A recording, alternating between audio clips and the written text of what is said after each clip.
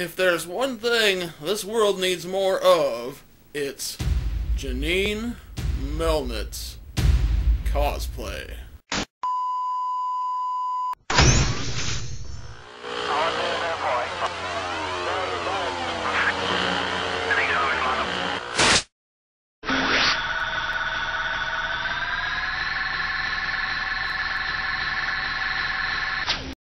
Welcome to PKE Readings here on Planet Beer Wagon, the series where I take an episode-by-episode look at the real Ghostbusters animated series.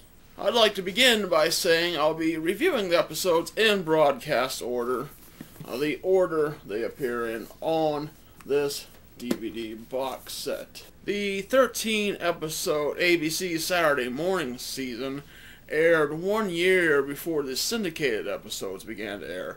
So technically the first episode is Ghosts R Us. Even though some people will try to correct me and tell me that it was Knock Knock, it's not. Before we get started, I'd like to say, even though I don't really think I should have to, but obviously I love this cartoon. I may even love the animated incarnation of the Ghostbusters more than the live-action version of the characters. I guess, in a way, it all sort of melds into one continuity in my mind, anyway. So it doesn't matter too much. But anyway, I feel it should go without saying that anytime I point out animation errors and stuff like that, I'm not bitching or whining, I'm just having a little fun. Okay? That being said, the real Ghostbusters does contain many errors, coloring, lettering. These days, the studios would probably fix these things before the show aired. Back in the 80s, they didn't really care. They probably figured it was just a cartoon, and the kids wouldn't notice. One of the very first things we see in Ghost R Us is the Ecto-1 zipping through New York City. Only the license plate reads Ect-1.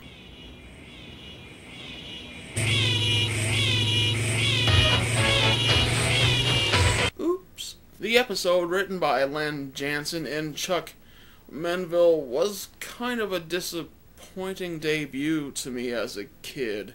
It just kind of felt so slapsticky. Reminds me of a college party I went to once.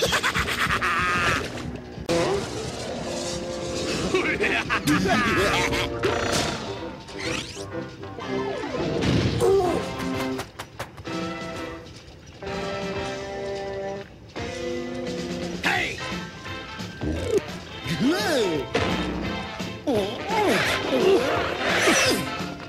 Okay, we know you're in there. So come out with your claws up. I don't think they're taking us serious. And broad. We have 3 Class 5 full torso apparitions. Amazing!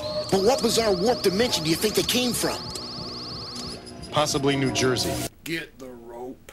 A family of 3 ghosts escape from the containment unit, somehow pass themselves off as human, and begin a competing ghost elimination company. Have no fear, Dr. Venkman and his staff are here.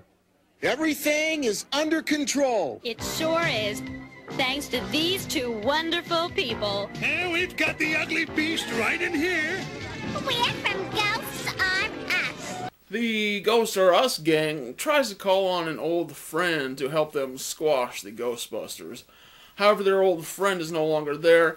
He has been replaced by an angrier spirit who wants nothing to do with any of them. The new entity turns out to be a Class 10. Well, what do you know? For a change, we're actually the first ones here. Make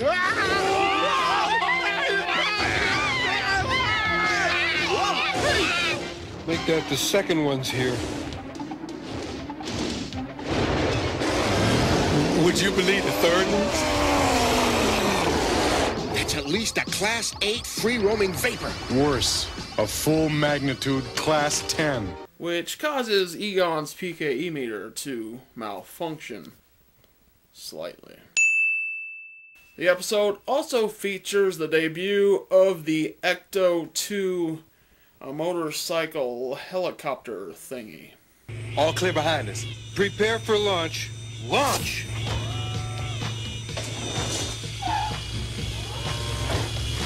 Hey, Egon, ever gotten around to taking those flying lessons? No. Just checking. I felt it was a bit strange that some of the so-called human characters in the show were a bit creepier than the ghosts and the monsters that appear in the show. Now, say ah.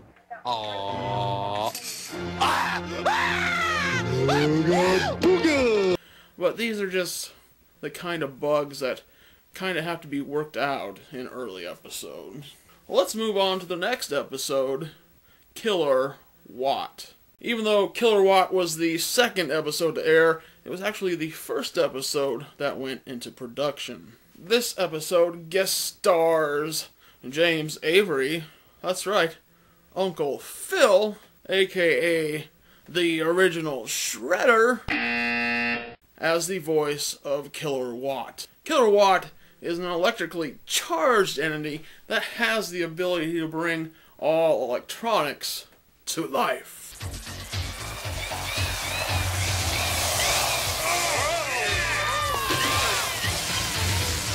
What's going on here?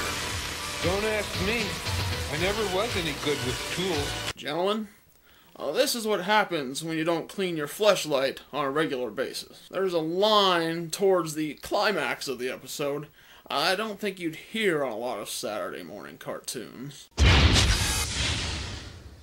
the power on! Over our dead bodies! Dead bodies are my specialty. Dead bodies are my specialty. Now on to episode 3, Mrs. Rogers' Neighborhood. Once again written by the team of Jansen and Menville. The Ghostbusters are called to 13th Street. where there have been reports of a haunted house. Another haunted house.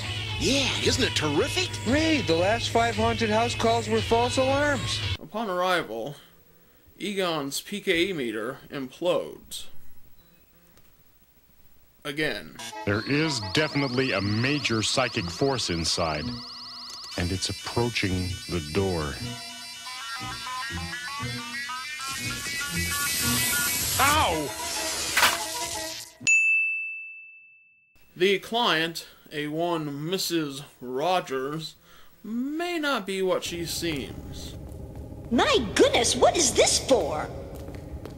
This is the ecto-containment system, where all the captured ghosts are stored. How interesting. If someone turned it off, wouldn't all the ghosts escape? Yeah, that's why Ray and Egan just installed this fail-safe protective device. Note, the failsafe device never appears in another episode of The Real Ghostbusters ever again. It only responds to the fingerprints and voice prints of the immediate staff. That was so we don't have to be on guard constantly. The immediate staff? Oh, you mean...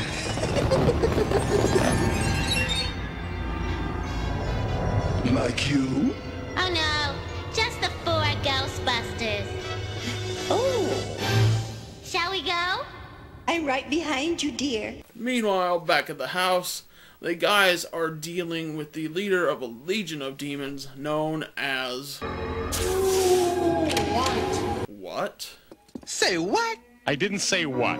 Who did? Did what? Say what? What?